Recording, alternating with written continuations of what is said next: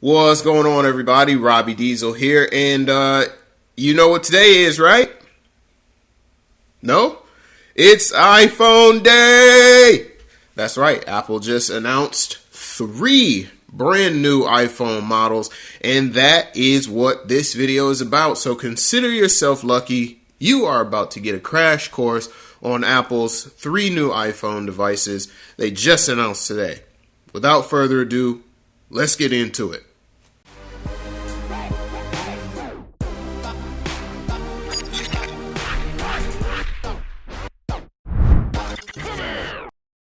Live from the Steve Jobs Theater in Cupertino, California, Apple unveiled their 3 latest iPhone models today. They are essentially the 2019 models of the 2018 iPhones they announced last year. So the 3 new iPhones that we're getting this year are updated versions of the XR, XS, and XS Max. Shiny new names, of course, so they're called the iPhone 11, iPhone 11 Pro, and iPhone 11 Pro Max, which sounds like a terrible battery, kind of. So the 3 new phones themselves are essentially incremental upgrades to last year's models. The iPhone XR, of course, was last year's budget iPhone.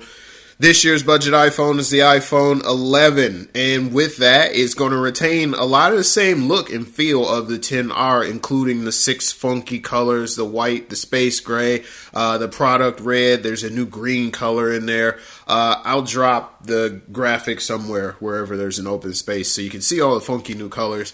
The biggest addition to the phone itself is the inclusion of a secondary lens on the back of the phone, which is pretty much, if you think about it, a 2018 standard on a smartphone, and is now the entry-level standard for 2019 phones. And as such, you're going to get a standard lens in addition to an ultra-wide lens, so you can take even better wide-angle shots of your photos.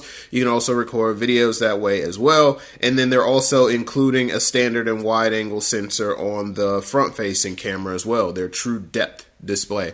Or true depth sensor. The display itself is still going to be a 6.1 inch liquid retina display. They've improved the brightness and a little bit of the clarity, so you'll get a small bump up in specs in the display quality itself. And then you're also getting a larger battery. Now, those of you who used a XR last year or is still currently using a XR, you know that that thing is a beast when it comes to battery life. It was consistently hailed as the best battery life having iPhone of the 3, and it looks like Apple is trying to improve upon that. They on stage they said that the iPhone 11 boasts an hour longer average battery life than that of the XR, which is pretty impressive because the phone itself is getting some pretty substantial upgrades under the hood. Now, another thing that is going to carry over is the budget friendliness of the iPhone XR. So when the iPhone 11 drops on the 20th of September, which is essentially next week, so not this Friday, but the following Friday, you'll be able to snag one of these bad devils for yourself. The XR from last year dropped at $749. That was the starting price point for it. The iPhone 11 this year is actually going to start at $699. So for the first time, you're actually getting a little bit better phone for a slightly lower price, which is pretty solid. So the iPhone 11 Pro and the iPhone 11 Pro Max are also dropping next week, and those two are incremental updates over and above the iPhone XS and XS Max. The screen sizes are going to stay the same, so you're getting a 5.8 inch display on the iPhone 11 Pro, whereas you're getting a 6.5 inch display on the Pro Max. Now, Apple is touting a brand new Super Retina XDR display, which they're saying is going to be on par with the same quality as the new iMac monitors they just announced, which were hailed as some of the best monitors that you can buy for a computer. And this phone is going to basically compact and micro size that technology, giving you a much better cinematic quality display. They are also doing things like Dolby Atmos, so you're going to get a much better sounding phone.